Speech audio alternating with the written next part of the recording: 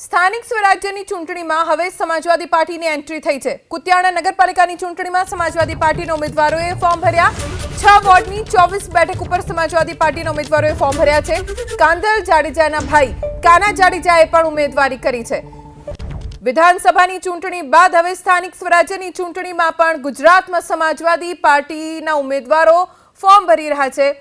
કાંધલ જાડેજાના ભાઈ કાના જાડેજાએ પણ ફોર્મ ભર્યું છે। આજે ફોર્મ ભરવાનો છેલ્લો દિવસ છે અને સ્થાનિક સ્વરાજ્યની ચૂંટણીને લઈને ઉમેદવારો ફોર્મ ભરી રહ્યા છે। ત્યારે ન માત્ર ભાજપ અને કોંગ્રેસ પણ કુતિયાણામાં કાંધલ જાડેજાના ભાઈ કાના જાડેજા સહિત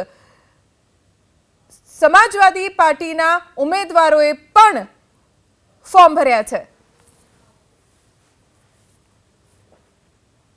ગુજરાતના ઇતિહાસમાં પહેલીવાર એવું બન્યું કે વિધાનસભામાં સમાજવાદી પાર્ટીના કોઈ એમએલએ હોય અને હવે સ્થાનિક સ્વરાજ્યની ચૂંટણીમાં પણ સમાજવાદી પાર્ટીએ ઝંપલાવ્યું છે। ગુજરાતની સ્થાનિક સ્વરાજ્યની ચૂંટણીમાં પહેલી વખત કદાચ સમાજવાદી પાર્ટીના કોઈ ઉમેદવાર હશે કે જેઓ ફોર્મ ભરી રહ્યા છે।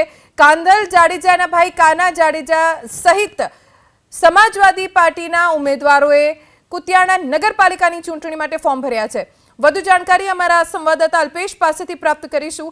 અલ્પેશ, પહેલી વખત કદાચ એવું બની રહ્યું છે કે સ્થાનિક સ્વરાજ્યની ચૂંટણીમાં ભાજપ, કોંગ્રેસ, આમ આદમી પાર્ટીની સાથે હવે સમાજવાદી પાર્ટી પણ છે।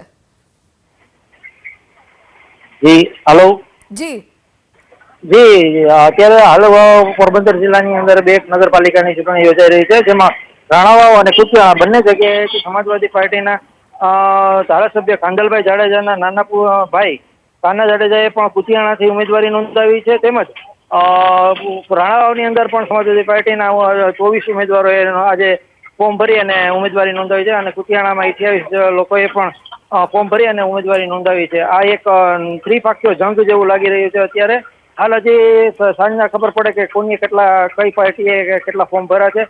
અત્યારે રસાકસીનો માહોલ જોવા મળી રહ્યો છે। આભાર અલ્પેશ, જાણકારી આપવા માટે।